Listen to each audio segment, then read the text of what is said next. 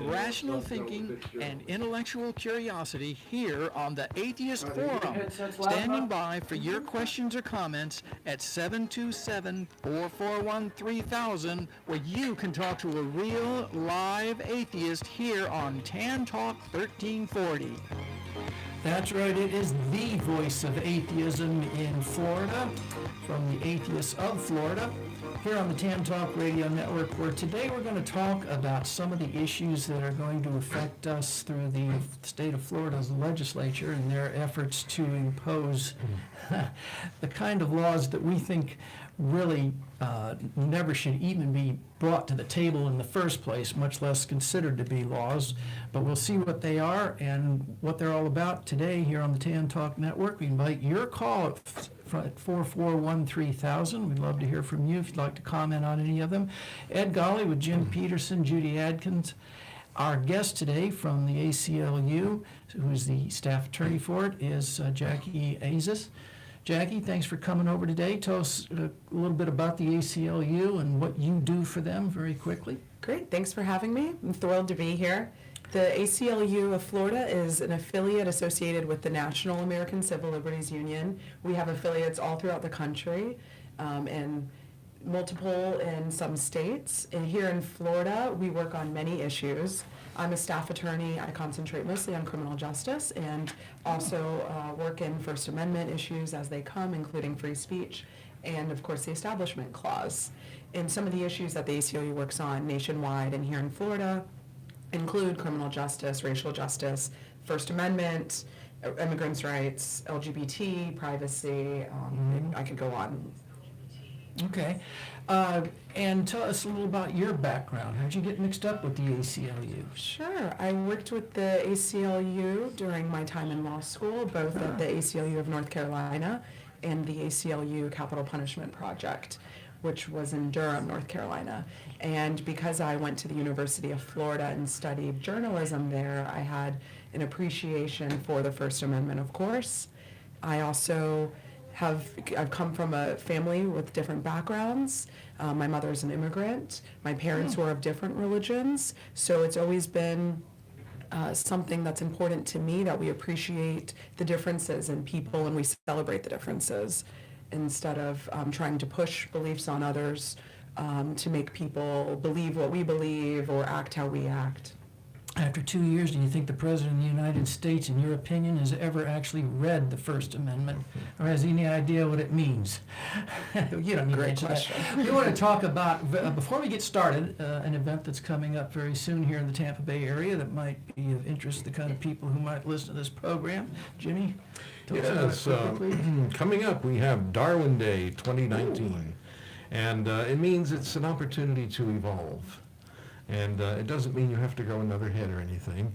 It just means that you'll be exposed to people who can inform large numbers of people about big changes that are happening in our society and what they mean for you. The general theme for this year is that we're going to examine the growth of atheism and non-religion. We think it will have interesting implications for activism at all levels of all kinds. And that will be, that particular segment will be given by Ryan Cragen. He's a professor at the University of Tampa and one of the most popular speakers we have had previously. Also, we're having Hemant Mehta, who is also known as the Friendly Atheist. He's friendly, he's nice, he'll be kind. But he's going to talk about something related to that, which is atheists in politics today and tomorrow. He'll talk about the fact that there are far more open atheists in public office than many people think. And he also wants to talk about how they got elected, and why their atheism matters, and what we can learn from them. And all this you can experience March 16th at 10 a.m. at the UUC Octagon, 2470 Nursery Road in Clearwater. Cost is $20 a person, and you can go online at Brown Paper Ticket to purchase the ticket, or you can pay at the door. So we hope we'll see you there, and it will be a highly rewarding session. Atheist Forum here on the Tan Talk Radio Network, and Judy Adkins, let's get started with some of these bills that are being proposed in the state legislature this year and why we are very concerned about them. Okay, of the almost 3,000 bills that have been proposed this year, we have about 15, of which we're mainly focused. And it's not, all of them are not that we oppose them, it's just that we feel interested in them and concerned about them. Such as the one that we don't oppose but actually kind of support, is the ban of conversion therapy for young people. We don't think that young people should be subjected to that kind of intrusion into their life or into that kind of pseudoscience nonsense. But as I said, most of them are bills that concern the intrusion of religion into public life. Well, backing up a second, didn't Mike Pence, who's now the vice president of this country, want to implement that in Indiana when he was the Yes. governor? Yes, he did. And did he want that to be mandated? I don't know that for People, sure, or just but did he want the state to offer it, or jail people who didn't do it? I mean, I can't speak to what he offered in Indiana. I know that he was a supporter and probably still is supporter of conversion therapy. Interestingly enough, because this is since our ACLU person is here today, Tampa, Florida implemented a ban on conversion therapy, and they were sued by a church for freedom of speech. That they cannot ban that therapy because it was an intrusion on their right to free speech. Was that the city or county? It was city. So I don't know if you know anything about that situation, Jackie, but that was an interesting take, I thought, on their forcing conversion therapy on people. Right, that is the main reason that people are against these types of bills, because of First Amendment reasons.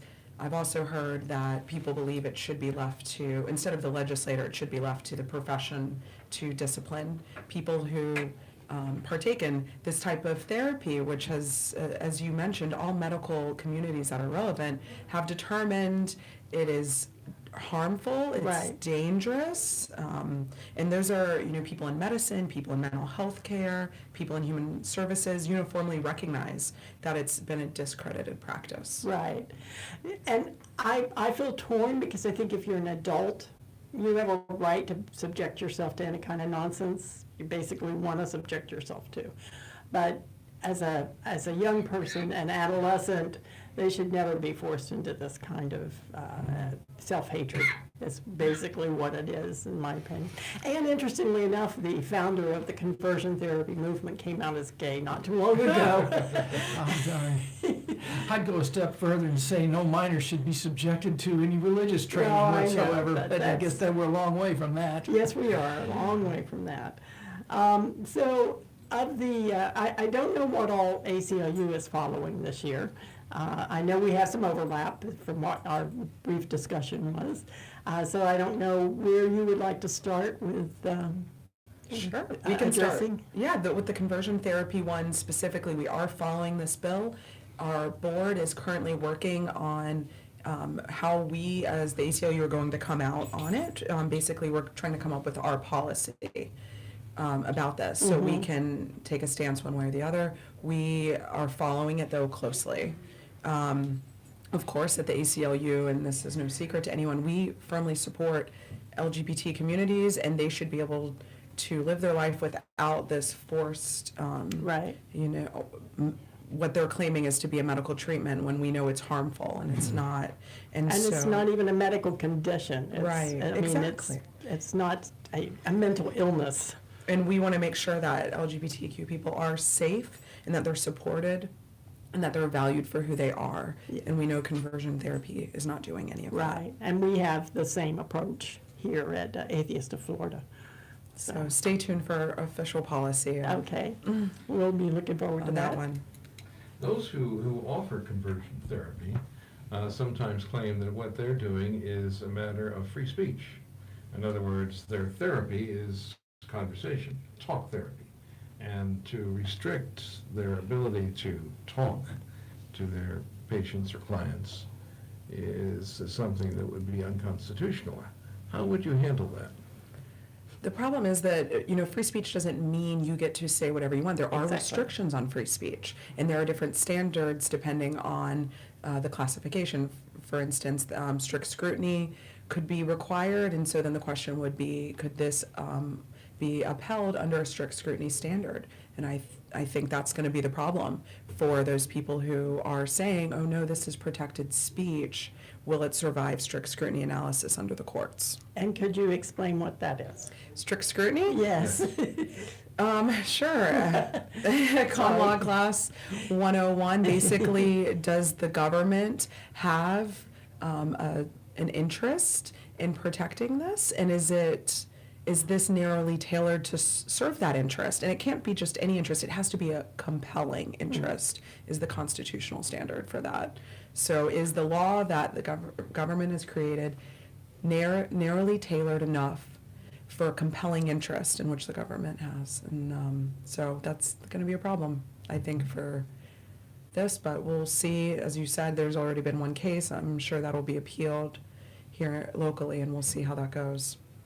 Let's move on to the marriage equality issue. That's there's apparently a bill in the Senate and the House.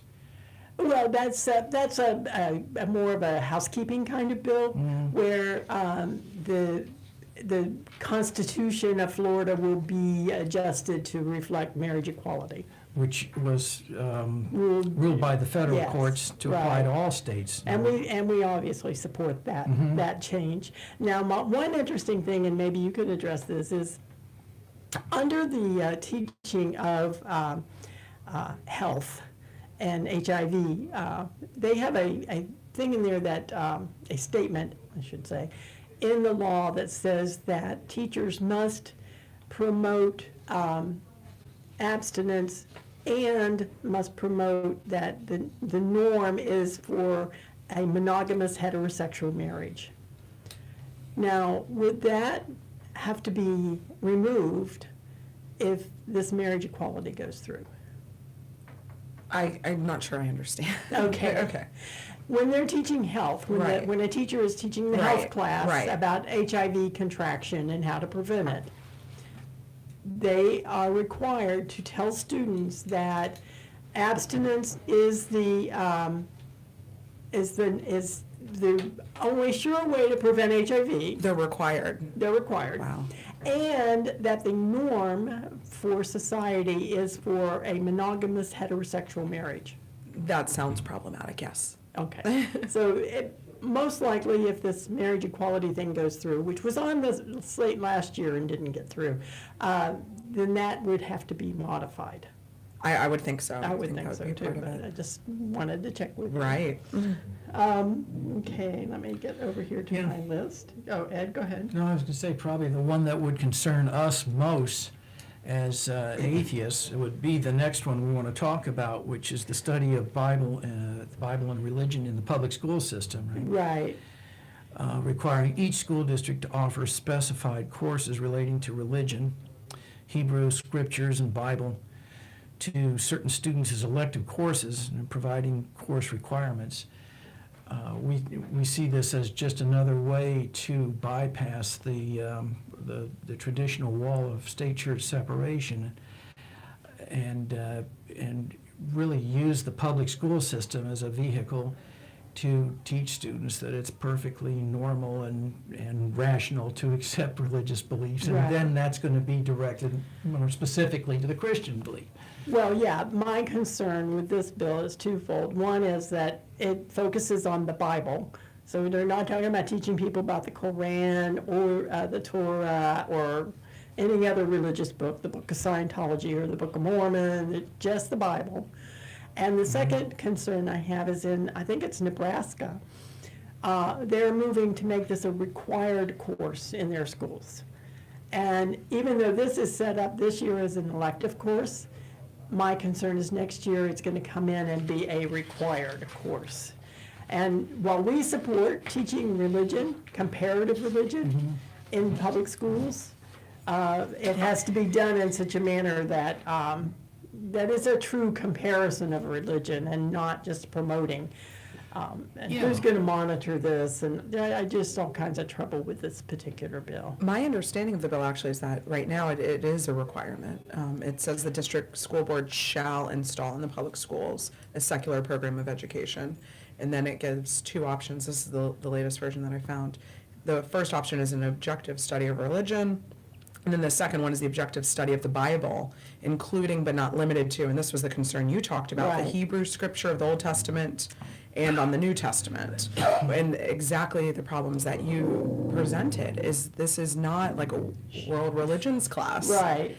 The first option could potentially be that, but that second option that schools would offer is not a world religions, class. It's It's a just Christian. concentrating, right, Yes. on the Hebrew scripture and then the New Testament in the Okay. Christian version. Just one clarification, I haven't read the latest version of the bill, but it was required to be offered as an elective. And my Right. I concern see, I is that see. next year they're gonna require it of everyone, and it's no longer an elective. Right, that's right. Okay, that would be especially problematic Yeah. as well. And it would be another problem in maintaining the objective character that objective and secular character to this course of studies that they claim to want to install. The problem is, of course, that different school districts will have, shall we say, little less dedication Right. to the notion of objectivity when it comes to matters of religion than one might hope. We, being atheists, think that it is very valuable for a person to understand and know everything as much as they can about religion and the role it plays in how we got here as Americans, as human beings. But that it should be concrete, scientifically based knowledge, not advocacy for some sort of particular religious perspective. Absolutely, and I do not see this, if it's implemented, becoming that objective class that we would hope. It Well- would be nearly impossible, I think, for that to We actually all- happen. I'm sorry, we already know in Pinellas, they have a church running their Wow. sex education classes and offering character development and all those kinds of things. A fundamentalist church that's very anti-choice. So if they're going to bring in those kinds of people to teach the Bible, Yeah. there's just no Sure. limit to what And they would be able to do. One of the sponsors of the bill made it very Oh, clear yes. that, My favorite this is the congressperson. correct Yes. and exclusive means to salvation is the Yes. Bible. So how is that course going to be steered to satisfy his designs on it? It's Oh, I clear thought you were that- talking about her. Yeah, Kim Oh, no, you're talking about Daniels. Davis? No, it's the fellow from Ocala who's Yeah, one of the right. sponsors. Well, no, she's the one who introduced it, Kim Daniels. Yeah, but he's one of He's the, sponsors, yes. and so his intent is very clear. It's Yes. not to be an And so is impartial. hers. Yeah, of course it is. Which goes hand in hand with the voucher program that the Right. governor wants to expand on, and of course Betsy DeVos's designs on completely dismantling the public school system and turning it all over to the churches. Yes. Which we're going to talk about a little bit later also. But all of it seems to collectively work toward using the schools to turn our country into a theocracy, which is why I go back to the, the First Amendment. Have these people ever read it? Do they understand what it means? Do they have any respect for it? And Well, will I the mean- ACLU come to the rescue when they start doing this If, stuff? if this passes, we will be monitoring how it is implemented in the Yeah. schools, because I think it will be extremely difficult for this to be implemented in an objective fashion, and Well, it's already in the schools, as, the schools can offer it now. As an elective. As an elective, Mhm. but it's not required of each school to do it. This law, the only thing it modifies it a little bit, but the only thing it really does is put it in that each school is required to offer this so we'll have course. more schools. So we'll have more schools and, the northern Florida counties where it's very conservative, very religious. And it will be problematic. I tried to monitor the sex education classes here in Pinellas County, and they wanted $1,600. They do not waive the fee for anyone on freedom of information requests. So, they're gonna make it impossible for poor groups like us to be able to monitor it, so we'll have to go to rich groups like ACLU. We'll talk, let me know. You're listening to the Atheist Forum on the Tan Talk Radio Network, the most interesting program on the network. In studio with us today is Jacqueline Azis, who's the staff attorney for the ACLU Florida in the Tampa area. It was nice enough to come visit us in the studio today, talk Thank about you. some of the legislation that may be moving its way through the session this year. We invite your questions, comments, or insults at 441-3000. We'll take a short break and tell you a little bit about Atheists of Florida, and then we're going to continue some of the bills that concern funding for specifically religious organizations and how they want to get your tax dollars for their religious institutions, and how devious they are in trying to do this, and how the ACLU is going to come to the rescue. We'll be right back. Atheists of Florida is a nonprofit membership organization founded in 1992. For over 25 years, Atheists of Florida has brought atheists together to address state-church separation issues, provide legal assistance in cases of religious discrimination in employment or educational institutions, help atheists meet others who want to live their lives free of religion, and produce the Atheist Forum. For membership information, visit our website at atheistsoflorida.com, where you'll find our newsletters, annual reports, statement of purpose, and information about meetings and events. That's atheistsoflorida.com. They weren't requiring it in the schools, you're right, they're not requiring it for We're students. back on the forum, and I want to quote Governor DeSantis with respect to his issues on the voucher program.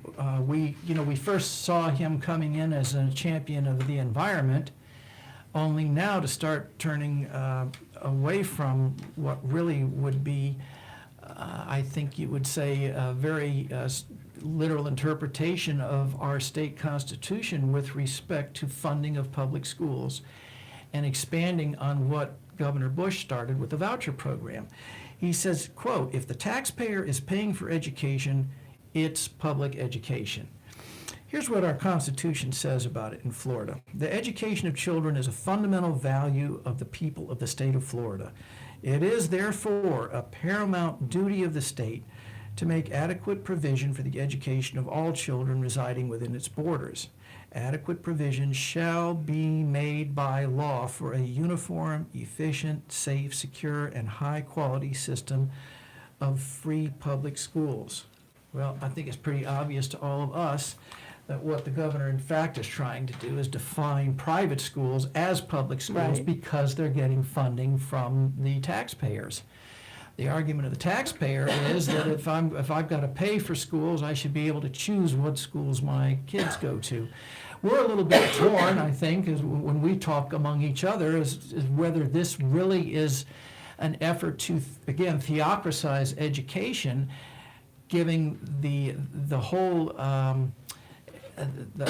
really the entire state education system a way to challenge science and evolution, or is it really an effort to bypass the desegregation of the schools?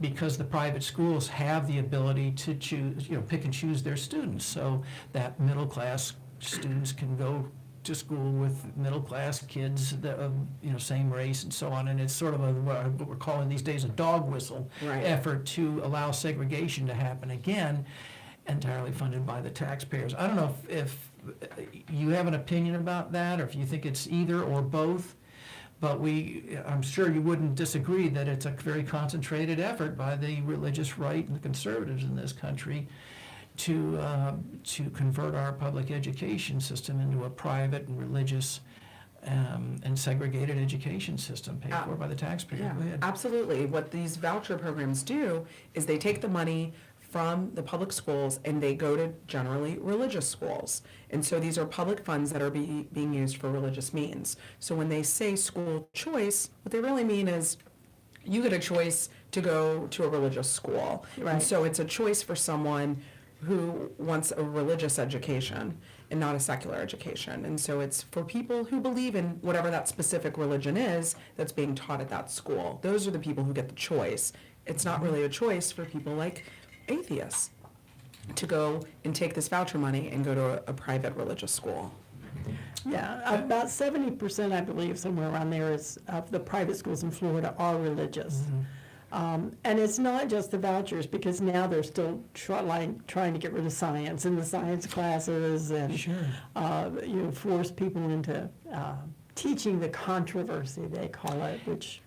And aren't new textbooks being considered now for Yes. the schools, so that...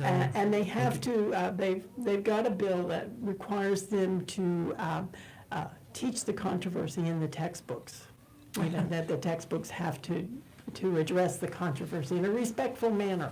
This is a really huge, it's a great threat to any Yes. semblance that we have of separation of church and Yes, state. yes. It sounds as if the governor's characterization was based on the slipperiest of slopes in terms of how changing the nature of what we consider to be public education, and in contrast to, pardon me, in contrast to the rather more strict constitutional interpretation of what we call education.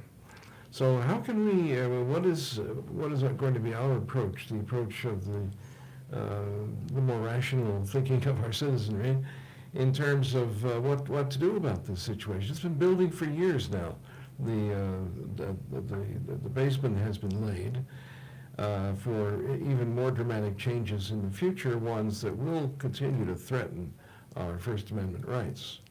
You know what I remember most is that when Jeb Bush lost in the state Supreme Court over the voucher issue, his reaction was, we're going to continue the approach pending the appeal, the outcome of the appeal. In other words, he has no respect for law and Right. the courts when he wants to shove his agenda down everybody's Right. throat. And it's been that way ever since. We're just going to impose this without regard to what the Constitution says. I think a lot of this is that. They try to push it as far as they can, and then they're like, well, if someone wants to challenge us, we'll see, and see what the state Supreme Court does. And they want to get away with it as long as they can in many of these instances. Oh, and just a little reminder here, the state Supreme Court has recently had 2 new justices appointed, both of them held to be extreme conservatives, and who are likely to favor the governor's approach to this question. Yeah, the two that were appointed, I read just today, they signed the support of school choice. Back a few years ago, they were very much in favor of offering school choice. We've always had school choice. Yes. If you want to send your child to a special school, you pay for it. Right. But I think what they try to take the public's eye off the ball, in that the state has the responsibility to provide the schools the same way as it is supposed to protect the environment, provide good roads, all kind, these things that the government is supposed to provide, and that's what our tax dollars go to. So if you want to send your child to a special school, you have the choice to do it, but you've got to pay for it.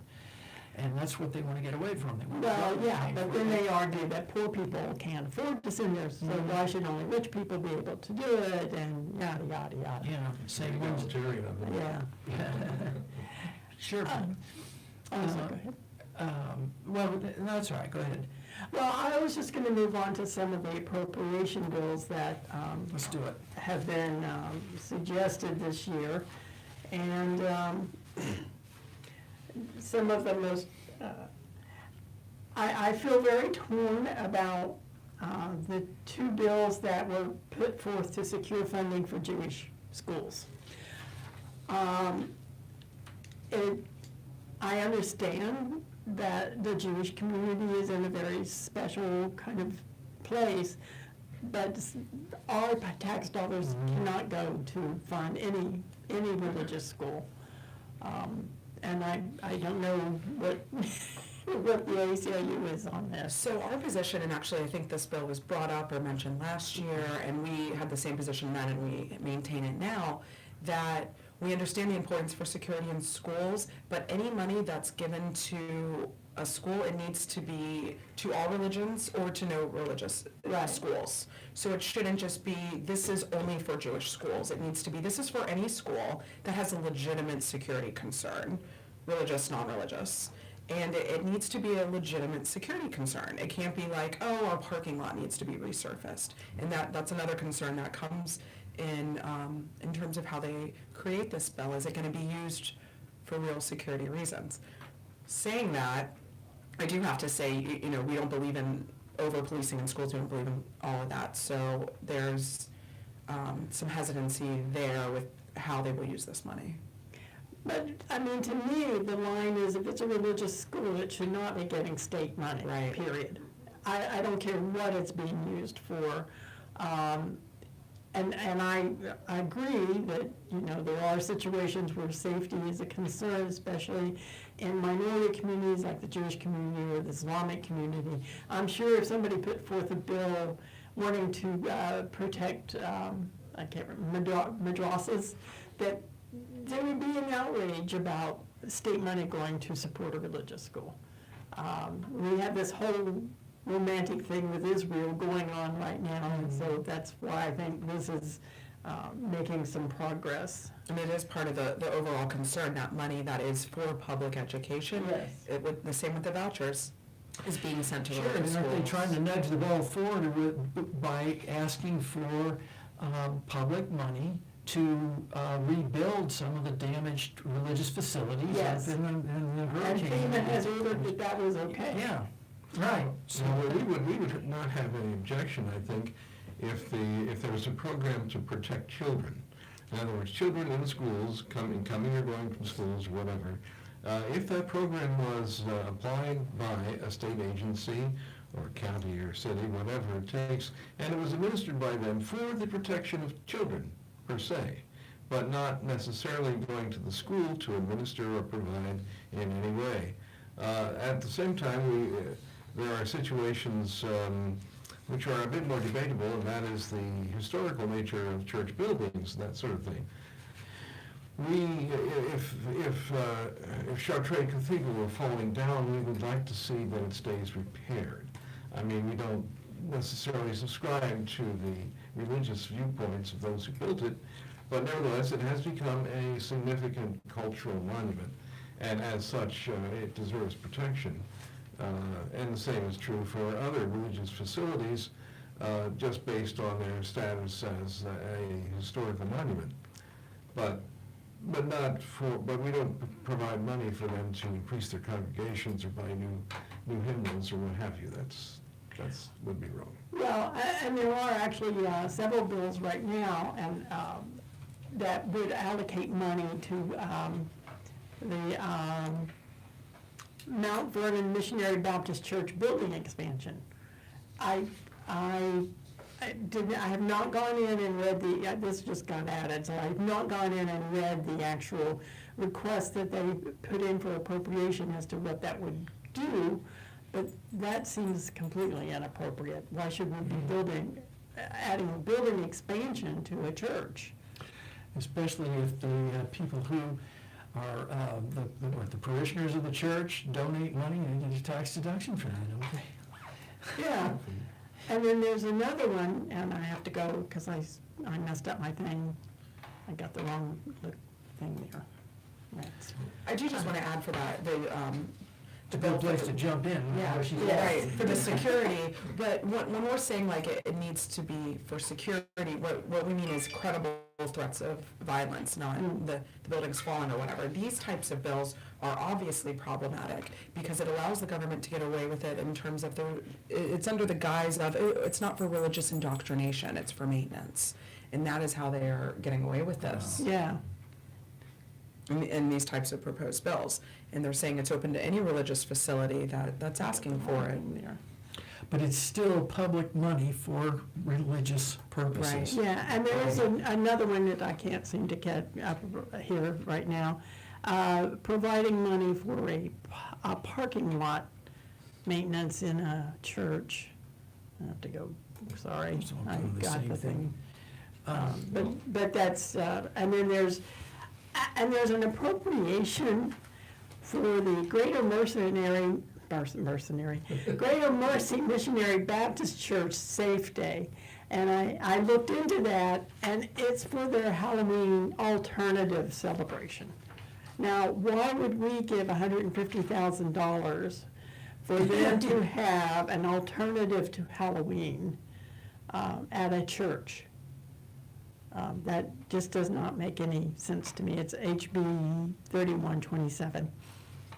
Well, of course, as is frequently the case, though, a lot of these bills are turned in by legislators trying to cultivate the favorable interest of their constituents. So they will put in anything in the legislative hopper, and most of it's not going to pass, but at least the legislators will be able to tell their people that, no, I tried. It's simple. We have to keep that. I think that's spot on for some of these. Yeah. Well, there's the Justice to Jesus bill that gets filed every year to reimburse this man for his trouble that he's had with the legislature. And now this year he's taken a new tack to offer a course in civics and consumerism. So I'll be interested to see if that goes anywhere. But I'm sorry. I just wanted to back up a little bit because you said 2 judges had been appointed by DeSantis, but actually it's 3. And 3 of those judges were mixed up in the 2006 decision on the opportunity scholarships, right? Yes, that's it. So they have been replaced by DeSantis, and of course, they're probably going to rule quite opposite Yeah. of what the judges that have been replaced ruled on that. Right. So it's, the situation's getting more urgent. It But that really means that is. even when you have the Constitution on your side and you take a good fight to the court, if the judges are biased, you're not gonna win, because the interpretation is what the judge says it is, no matter how literally one can read it. In case you have joined us in the middle of the program, it's the Atheist Forum on the Tan Talk Radio Network, and we want to take just a moment to tell you about an event briefly that will be happening next month that would be of interest to those who live their lives free of the nightmare of superstition. Jim? And that event is Darwin Day. Yes. Your opportunity to grow. And in this particular case, we're going to have a special guest, Dr. Ryan Cragen of the University of Tampa, and Hemant Mehta, who is a national figure who is called the Friendly Atheist. He has had a blog for some 15 years, and he is widely recognized for his knowledge. And surprise, surprise, we're going to talk about atheism and what it means to you. We think that even if you're not an atheist, it would be worth your while to know something about it, because atheism occupies a larger and larger presence in today's society, especially among younger people. So we need to find out what it is and what it means, what is going to happen.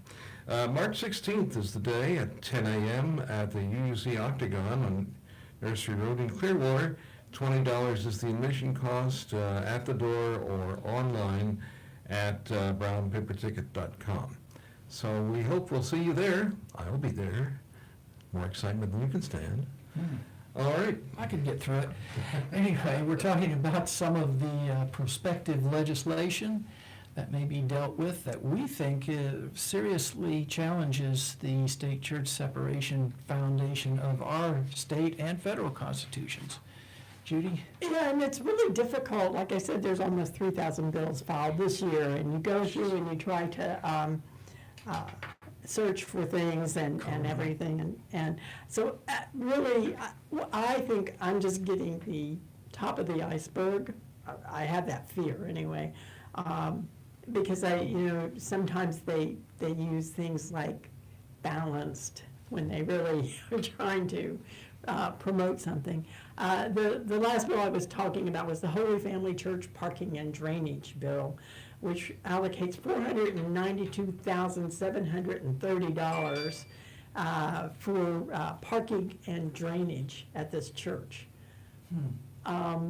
It seems to me, and I don't know, because I've done this for a few years, but in terms of searching bills, but it seems to me they're getting more brazen about giving taxpayer money away to churches directly.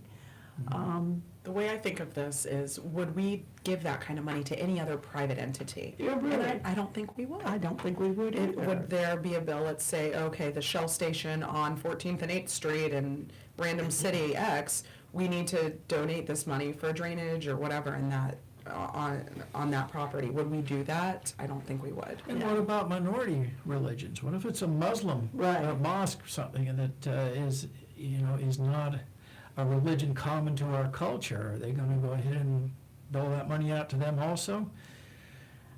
Not as likely, is it? Not as likely. And here's another one, HB 3449, provides an appropriation for the Lima Center at St. Rose of Lima Catholic Church. It's $900,000. I don't know what that's for. I don't know what, I've Googled it, I can't find anything except that it's a Catholic church. Well, if they get it, it'll be a miracle. And then there's a couple of things that, like the Salvation Army. I know that they provide rehab services and things, but I really, because of their anti-gay stance and because they require people to go to religious services, that seems completely inappropriate. And the Livingstone's Cove Learning Academy, it's $305,000 to this school that's run by a church, even though they don't, it's for children of incarcerated people, but, which I'm sure is very needed, but the state should be providing that. And then there's another sports program at the Jesus Christ Archangels Liberty Square program, which is in Miami. Maybe you're familiar with that group, but no. It's for $1,275,000. So, it's like we're not talking pocket change here, we're talking big money going to these religious institutions, when our Constitution, the Florida Constitution, says tax money cannot be diverted to any secular organization. Right. Well, maybe that's the thing we should talk about. How do we view religion properly in the context of the parameters established by the Constitution itself? What is religion, and why does it enjoy a special and protected status along with speech, assembly, and so forth? I think that's a very philosophical question that we could just have a whole nother talk on. And I think also religion's very personal Exactly. to some people, and some people's religion may not be reflected in any of these major religious institutions. It may be something extremely personal to them. Exactly. And why it receives special protection, I think that would take a whole other session. There's a commonality between religion and speech and all these other matters, and that is that it is in all cases unique to the individual. Freedom of religion is not the freedom of the state to govern religion, and it is not anything other than the individual who has freedom of religion. So for the state to intervene and favor one religion over others, or any religion at all, is well outside the secular nature that the founders decided that they wanted to establish. They had seen all of the tremendous religious conflicts in Europe prior to the American Revolution, and they decided they would like to see a country that would be free of those conflicts. So that's why freedom of religion, as opposed to freedom for religion to run amok over the landscape, is the most important thing. And we have... You heard about the 11-year-old student over in Lakeland Oh, yes. who refused to stand for the Yes. pledge Absolutely. and ended up being charged with a misdemeanor.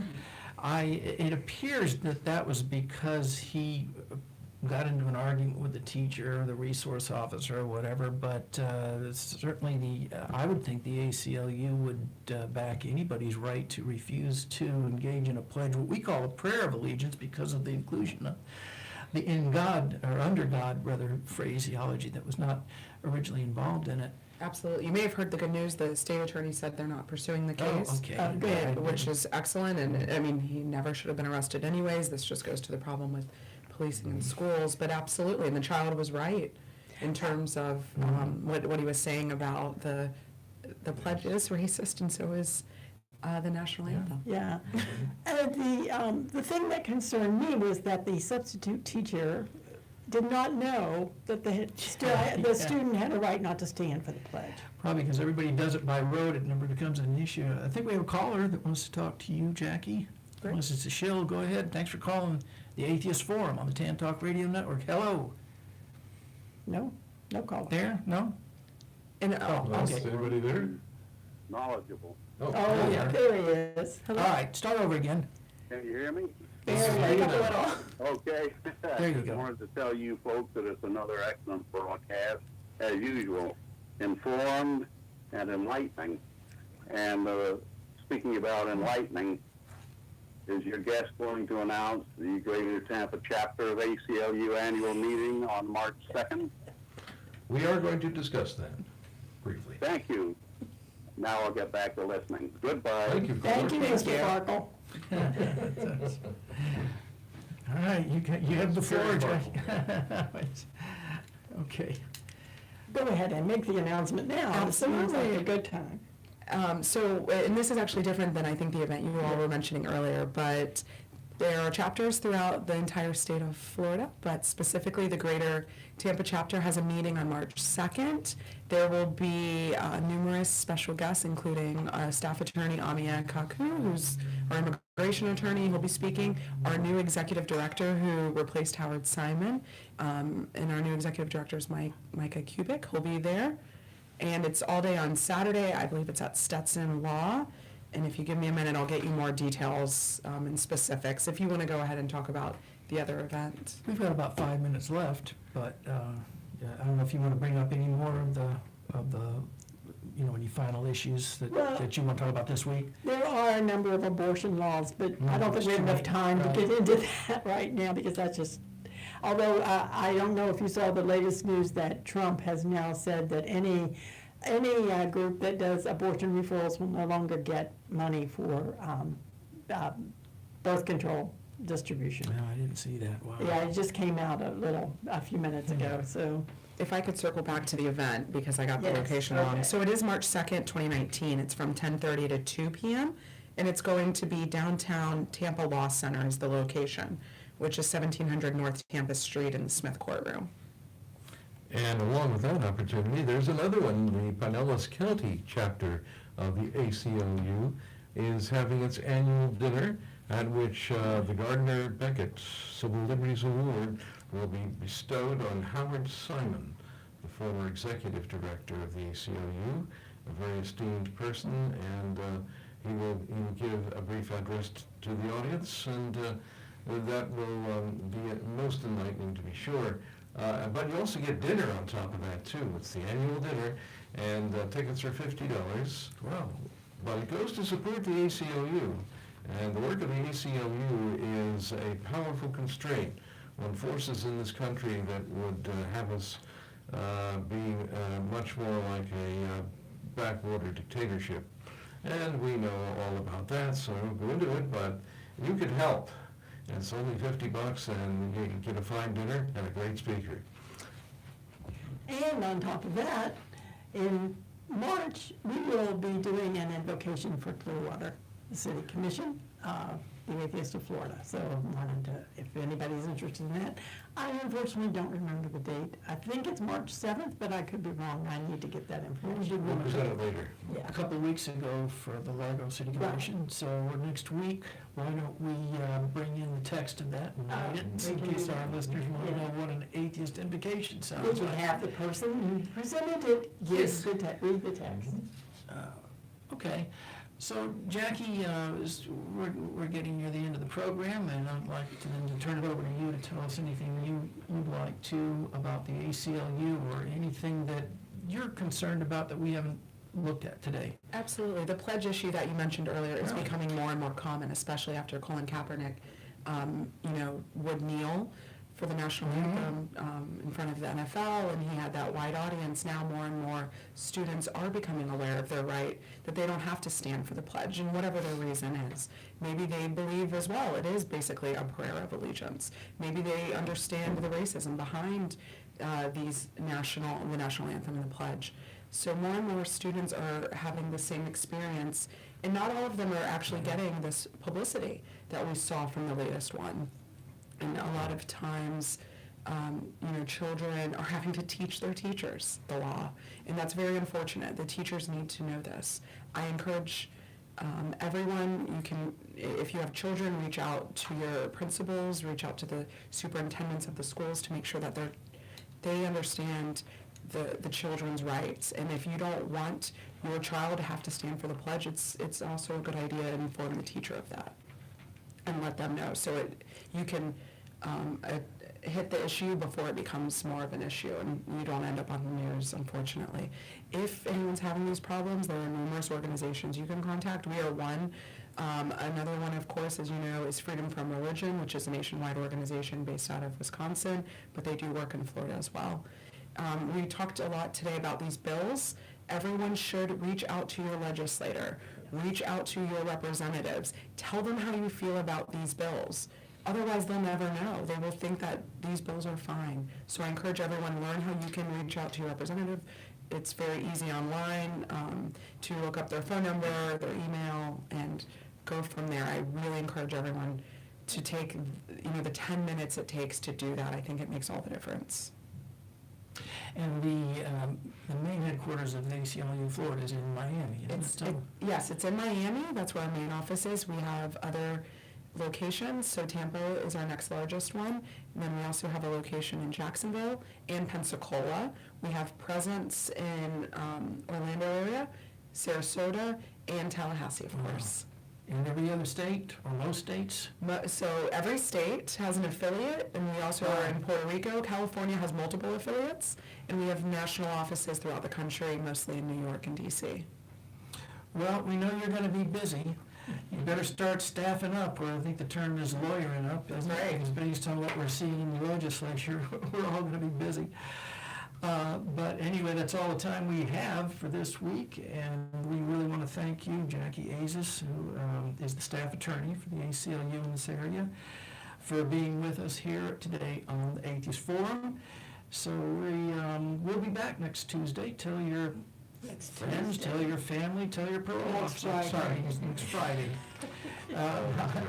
Along with Jim Peterson and Judy Adkins, I'm Ed Golly reminding you, if the story seems a little too implausible to be true, don't believe it just because somebody wrote it down. Make them prove it. Atheist Forum. To learn more about Atheists of Florida, visit our website at atheistofflorida.com. Continue the discussion on our website, talk.aof.ngo. And join us again next Friday for another edition of the Atheist Forum here on Tan Talk 1340.